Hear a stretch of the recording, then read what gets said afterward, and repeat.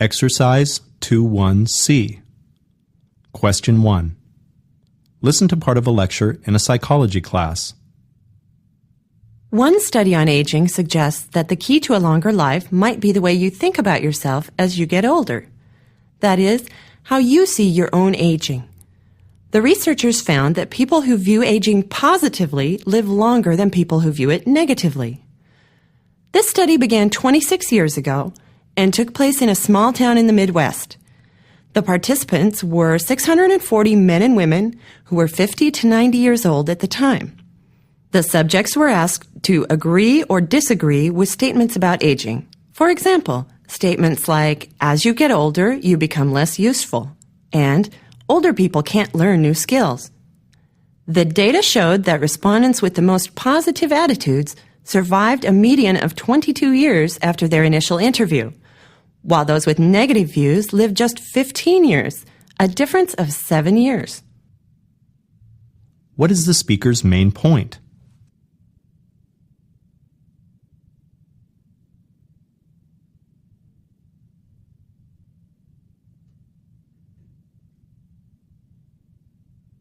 Questions 2 through 3.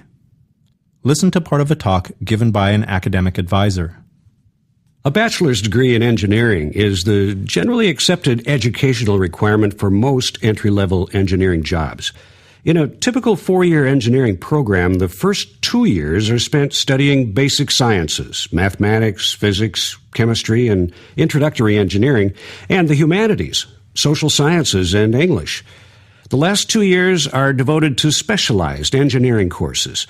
Some programs offer a general engineering curriculum, letting students choose a specialty in graduate school or to acquire one later on the job. Several engineering schools have formal arrangements with liberal arts colleges. Programs, for example, where a student spends 3 years in a liberal arts college studying a pre-engineering subject and a couple years in an engineering school and then receives a bachelor's degree from each school. Now, most engineers have some training beyond the bachelor's degree. An advanced degree is desirable for promotion or is necessary to keep up with new technology. Graduate training is essential for most teaching and research positions. Now, a number of colleges and universities offer 5-year master's degree programs, offering an accelerated, intensive program of study. Some schools, particularly the state technical schools, have 5 or 6-year cooperative programs where students coordinate classroom study with practical work experience. These programs are popular because in addition to gaining useful job experience, students can finance part of their education. Number 2. What is the speaker mainly discussing?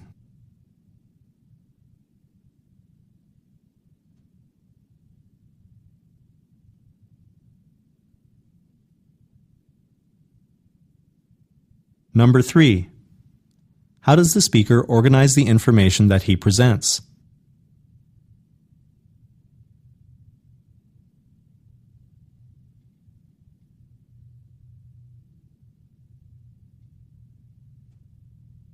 Questions 4 through 5. Listen to part of a talk in a health class. RSI, repetitive strain injury, is probably the fastest growing job-related illness. We hear about RSI so much today because of high-speed keyboard technology. Repetitive strain injury, also called repetitive motion syndrome, is a real problem for people who sit at the computer all day. RSI is brought on by doing the same movements with the arms and hands over and over again all day long. This type of injury, RSI, it's been a problem for a long time for violinists, typists, mechanics, construction workers, anyone whose job involves repeated wrist movements.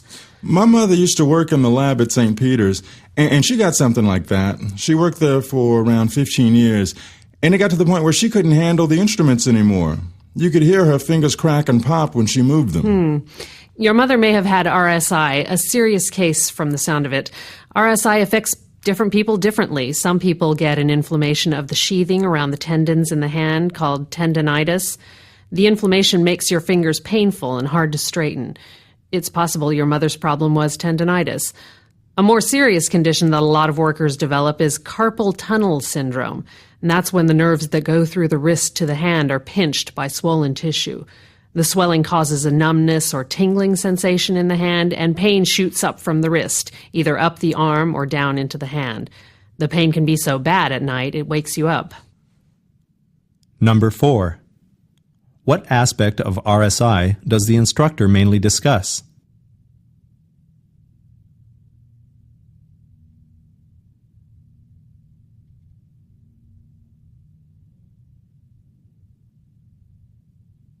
Number 5.